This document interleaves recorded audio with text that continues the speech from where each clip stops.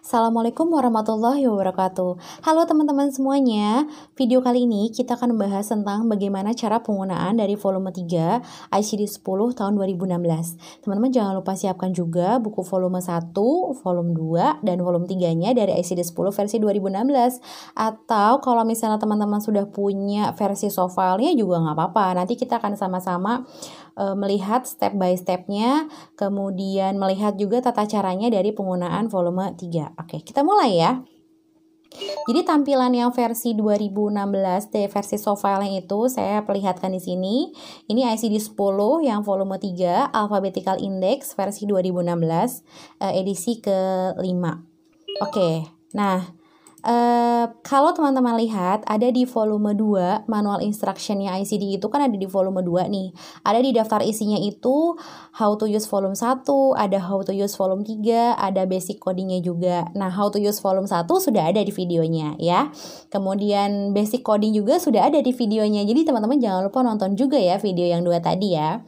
Nah, yang how to use volume 3 ini ada di poin 3 how to use ICD, deskripsinya di 3.2 di halaman 27, teman-teman bisa lihat bagaimana atau apa saja, terdiri dari apa saja bagian-bagian section volume 3, semuanya juga ada di sini.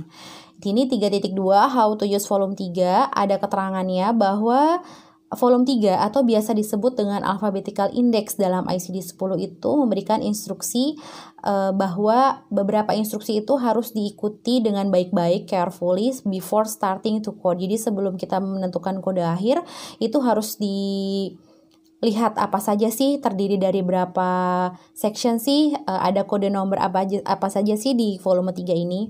Nah, jadi kalau lihat dari arrangement of the alphabetical index atau volume 3 itu terdiri dari 3 section. Yang pertama itu section 1 adalah list all of the term classifiable to class chapter. Di sini saya coba berikan pengertian bahasa Indonesianya ya, bahwa section 1 itu berisi tentang semua istilah penyakit dan bentuk cedera yang diklasifikasikan pada bab 1 sampai dengan bab 19 dan bab 21 kecuali obat-obatan dan zat kimiawi. Itu section 1. Section 2 itu merupakan penyebab luar cedera yang semua istilahnya itu diklasifikasikan pada bab 20 kecuali obat-obatan dan zat kimiawi. Ya, dan section 3 itu adalah tabel obat dan zat kimia, atau kalau di bahasa Inggris kan di table of drug and chemical. Ini berisi indeks obat dan zat kimia yang menyebabkan keracunan dan efek lain yang tidak diinginkan yang ada pada bab 19 dan bab 20 yang menunjukkan apakah accidental atau tidak disengaja, deliberate atau disengaja, tidak jelas, atau efek samping penggunaan obat-obatan. Ya, ini biasanya disebutnya di tabel-tabel yang terakhir. Nah, di sini juga saya perlihatkan kontennya di dalam volume 3-nya. Jadi di volume 3 itu ada introduction. Ini versi tampilan di buku volume 3-nya ya. Ada section 1 ini adalah alphabetical index to disease and nature of injury. Ini section 1. Kemudian section 2-nya adalah external cause of injury, external causes of injury karena banyak ya penyebabnya. Kemudian yang ketiga adalah atau section 3 adalah table of drug and chemical. Gitu. Kemudian kita geser ke struktur. Ya, jadi di sini itu dalam panduan di volume 2 disebutkan bahwa alphabetical index itu terdiri dari atau berisi lead terms yang diletakkan paling kiri, position to the left of the column. Jadi diletakkan paling kiri dengan disertai adanya modifiers atau qualifiers pada bagian level indentation di bagian bawahnya. Pada section 1, modifiers atau qualifiers itu yang beridentasi ini biasanya berupa jenis, tempat, atau kondisi yang mempengaruhi pada kode. Ya. Sedangkan pada section 2, modifiers atau qualifiers yang beridentasi ini atau they ini yang dimaksud ini menunjukkan berbagai jenis kecelakaan, kejadian, kendaraan yang terlibat, dan sebagainya. Kemudian di sini juga saya tandai juga bahwa modifiers that do not affect coding appear in the parentheses after the condition. Modifiers yang tidak mempengaruhi kode berada di dalam tanda kurung setelah kondisi yang ditulis. Itu strukturnya. Oke, kita coba lagi di code numbers atau nomor kode yang ada di dalam volume 3. Di sini sudah saya coba bahasa Indonesia kan juga bahwa nomor-nomor kode yang mengikuti term merujuk ke kategori atau subkategori tempat term tersebut diklasifikasikan. Jika kode hanya terdiri dari 3 karakter, dapat diasumsikan bahwa kategori tersebut belum dibagi atas subkategori. Akan menemukan kategori kata karakter keempat atau tanda titik strip. Ini disebutnya point dash ya, yang menunjukkan bahwa kategori tersebut harus ditemukan dalam daftar tabulasi atau volume 1.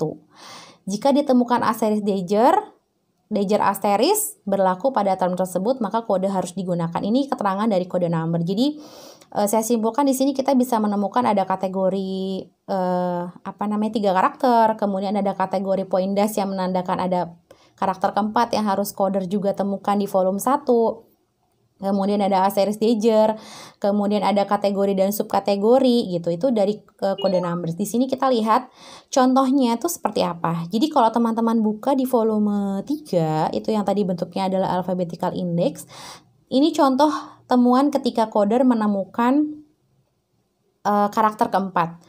Jadi ini adalah kategori utama, kemudian bawahnya adalah subkategori. Kemudian ini yang tadi dibilang ada dalam kurung, ini disebut antara kemungkinannya itu dia kodenya sama, yaitu misalnya respiratory organ, bronchial washing, nasal secretion, pleural fluid, sputum, throat scraping itu R84 point dash. Ini tugasnya coder untuk mencari karakter keempat di volume 1-nya. Nah ini kategori utama tadi sudah disebutkan, ini adalah subkategorinya. Kemudian ini contoh penemuan karakter keempat. Kemudian kapan menemukan asterisk dager? Nah ini pada saat seorang coder menemukan kategori asterisk dager.